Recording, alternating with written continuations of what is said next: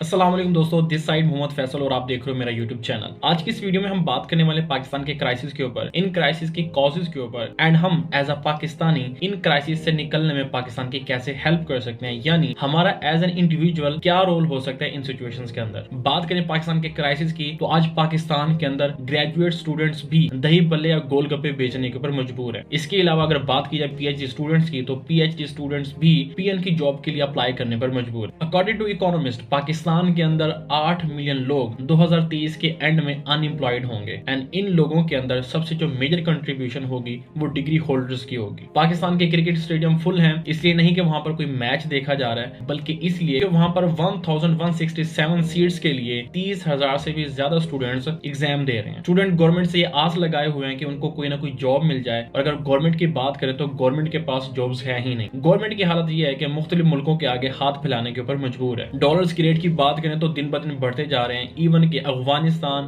Bangladesh, Kenya की currency भी हमसे बेटर है। डॉलर्स के बढ़ने के साथ साथ पाकिस्तान में बेसिक नीड की सारी चीजें महंगी हो गई हैं। बाकी मुल्कों में इन्फ्लेशन की बात की जाए तो वहां से 4 से 6% इन्फ्लेशन रहती है, लेकिन पाकिस्तान ने यहाँ पर रिकॉर्ड ब्रेक किया और 30% तक पाकिस्तान में इन्फ्लेशन बढ़ चुकी है। लोगों के पास सोर्स ऑफ इनकम नहीं है। जब सोर्स ऑफ इनकम नहीं है तो ऑफकोर्स पैसे नहीं है, और जब लोगों के पास पैसे नहीं है तो उनकी मेंटल हेल्थ बिल्कुल डिस्टर्ब हो चुकी है। लोग मेंटली बहुत डिस्टर्ब हो चुके हैं और डेली बेसिस के ऊपर हमें घरेलू झगड़े देखने को मिल रहे हैं। लोग कहते हैं कि पैसा बुराइयों की जड़ है, लेकिन मैं ये कहता हूं कि पैसे की कमी तमाम बुराइयों की जड़ है, और ये कुछ हद तक ठीक भी है। अगर कोई पर्सन फ्रस्ट्रेटेड है तो उसके पीछे रीजन यही है कि उसके पास पैसे नहीं है। उसने अपनी पूरी फैमिली का पेट भरना है, लेकिन उसके पास कोई सोर्स ऑफ इनकम ही नहीं है। जब लोगों के पास रोजगार नहीं होगा और अनएम्प्लॉयमेंट ज्यादा होगी तो लोगों की एथिकल वैल्यूज भी खत्म होंगी, एंड यही वजह है कि आजकल लोग ज्यादातर चोरी, डकैती एंड इवन के डकैती के दौरान लोगों को कत्ल भी कर दिया जाता है। पाकिस्तान के कुल रकबे का 70% एग्रीकल्चर लैंड है, लेकिन एग्रीकल्चर लैंड होने के बावजूद भी पाकिस्तान के लोग आज आटे के लिए लाइंस में लगे हुए हैं। पाकिस्तान की इकोनॉमी इस वक्त आईसीयू में है, लेकिन अगर पॉलिटिशियंस की बात की जाए तो वो इस वक्त वॉर के अंदर हैं, और अगर बात की जाए अवाम की तो वो लोग लाइंस के अंदर हैं, जॉब्स के लिए भी एंड आटे के लिए भी। अब जरा बात कर लेते हैं इन तमाम इश्यूज की रीजंस के ऊपर। सबसे मेजर रीजन है इलिटरेसी। पाकिस्तान के अंदर इलिटरेसी रेट बहुत ज्यादा हाई है। पाकिस्तान के अंदर करोड़ों लोगों के बच्चों को एजुकेशन नहीं मिल रही, और जिन लोगों को एजुकेशन मिल भी रही है वो भी कोई हाई स्टैंडर्ड्स की नहीं है। दूसरा, पाकिस्तान के अंदर बच्चों को फाइनेंशियल एजुकेशन के हवाले से नहीं बताया जाता। बच्चों को नहीं बताया जाता कि किस तरह से आपने पैसा कमाना है, किस तरह से पैसे को सेव करना है, और किस तरह से पैसे को इन्वेस्ट करना है। हमारे पूरे एजुकेशन सिस्टम में हर एक सब्जेक्ट के ऊपर फोकस किया जाता है, लेकिन financial education and skill development के ऊपर कुछ भी नहीं किया जाता। इसके अलावा हमारे स्टूडेंट्स अपनी जस्ट जॉब्स एंड डिग्रीज के ऊपर ही डिपेंडेंट है। Education is most important, you must have to get your degrees and qualification, but अपनी डिग्री के ऊपर रिलाय करना है कि ये डिग्री ही सब कुछ है और इसी ने मुझे सब कुछ देना है, तो वो बहुत बड़ी बेवकूफी है। एंड हमारे 99% स्टूडेंट्स यही काम करते हैं कि वो अपनी डिग्री के ऊपर रिलाय करते हैं एंड साइड हसल के तौर पर कुछ नहीं करते। जैसे कि मैंने ऑलरेडी बताया कि गवर्नमेंट के पास जॉब्स नहीं है, गवर्नमेंट खुद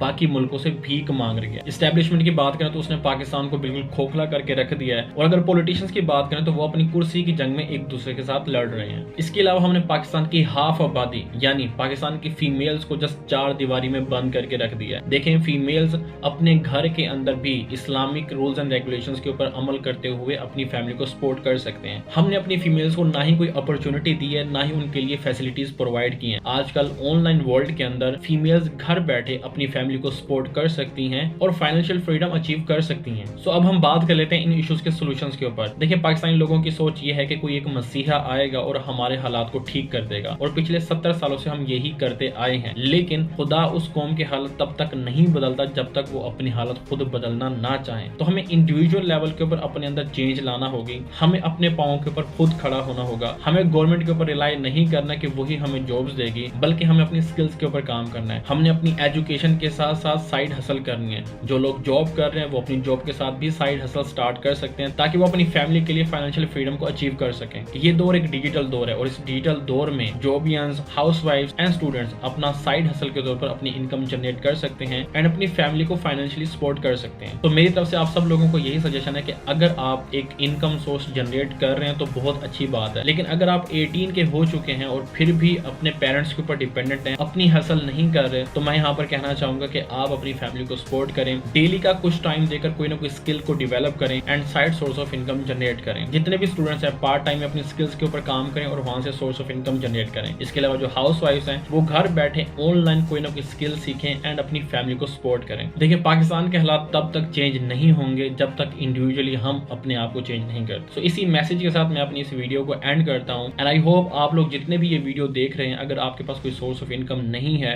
सो गवर्नमेंट के ऊपर रिलाई ना करें। ऑनलाइन अपॉर्चुनिटीज अवेलेबल हैं, कोई ना कोई वर्क स्टार्ट करें, कोई ना कोई स्किल सीखें एंड पाकिस्तान की इकोनॉमी के अंदर कंट्रीब्यूट करें। अपना बहुत सा ख्याल रखिएगा, दुआ में याद रखिएगा। अल्लाह हाफिज।